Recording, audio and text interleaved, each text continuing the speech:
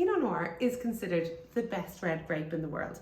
And for good reason. It's pretty spectacular. But why is Pinot Noir so light? And why does it taste, I suppose, more intense than it looks?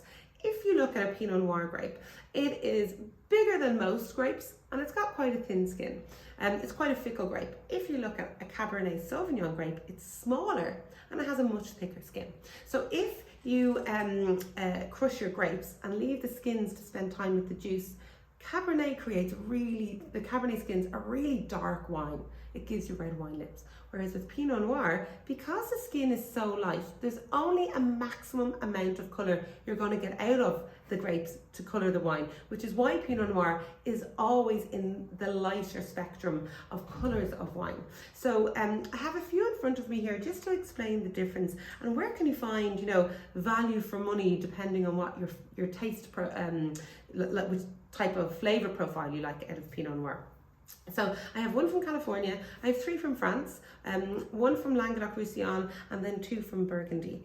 And the flavour of Pinot Noir from California, or from, I suppose, the west coast of America, it's really ripe, like boiled cherry sweets style. It tends to have quite a luscious mouthfeel. There's a lot of glycerol. They tend to be a little bit higher in alcohol. This one is 14.5%. I would have thought the standard would be a minimum of 14%.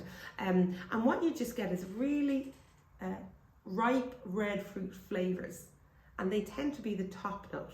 Whereas the further you get down into the fancy Burgundy, it's less about those red fruit flavors and more about everything else, the kind of savory, herbaceous, forest floor, mushroom flavors, which don't sound lovely on paper. But when you smell a good Pinot Noir, it's hard to describe. They're just like this ethereal thing. So Californian Pinot tends to be definitely driven by fruit flavors, the same as a Marlborough Pinot Noir or Pinot Noirs from New Zealand. That tends to be their top note. When you go into France, cheap Pinot Noirs can be really thin, have no flavour, and just be a letdown. And it's one of the reasons why a lot of people have shied away from it, because you have to invest a little bit to understand how great they can be. This one, the Bachellerie Pinot Noir, for me is outstanding. For a wine under €20, it's got the fruit flavours, but it definitely has opened the door into those savoury notes that you look for in those higher end Pinot Noirs. It's a really excellent style. Hard to find, and if you find one, nearly like capture it, drink more, enjoy it. And then I have 2 other ones, just I suppose as examples of if you're going to buy wine out of Burgundy, where can you go for value for money? Where should you spend wine? And how do you even understand the label? So this particular one, we have Gevrey Chambertin, that's an Appellation. And we have Morange Premier Cru. If on the French label you have a look, generally underneath what the village is, it will say Appellation Contrôlée, and in the middle it'll have the village name. And the reason why it's in that format is that the rules are, if you want to name your wine after the village, Gevrey Chambertin is a village, you must grow your grapes within the village, and they must reach the standard set by whatever those rules are. So famous ones, Nuits-Saint-Georges, Chambon-Musigny, Volnay, these are all villages and they all have a very distinct style. Burgundy's split in 2.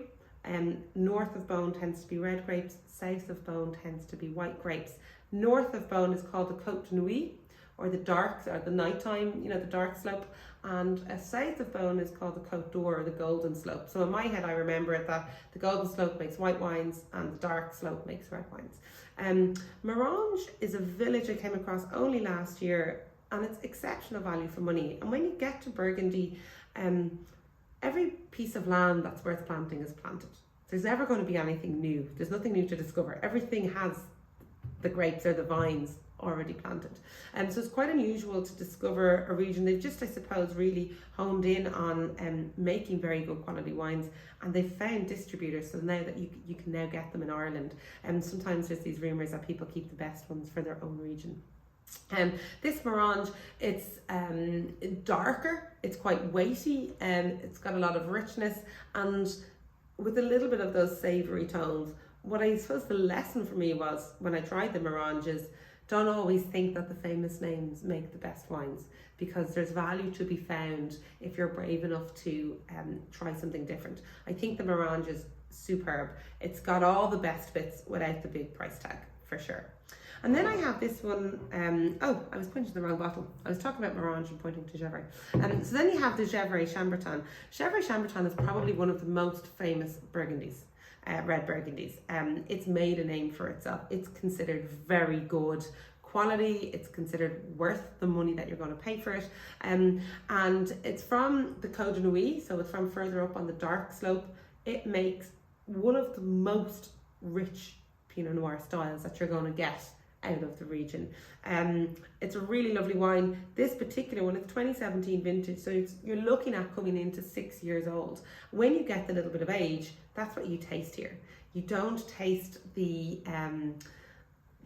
fruit as a top note. What you taste is those savoury, hard to describe flavours that it's basically magic. I don't know the best bits about Pinot Noir. So it's a little bit of an explanation about why they taste different. For me, if you find a good value one, hang on to it, because they don't come around that often. And then I suppose be a little bit brave and explore villages that you may not have come across before, to see, you know, are you going to get good value out of them? Are they going to deliver?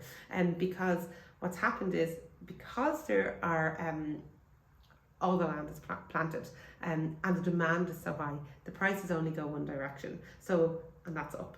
So it's trying to fill out the middle ground of where you can find good value. Is that awful?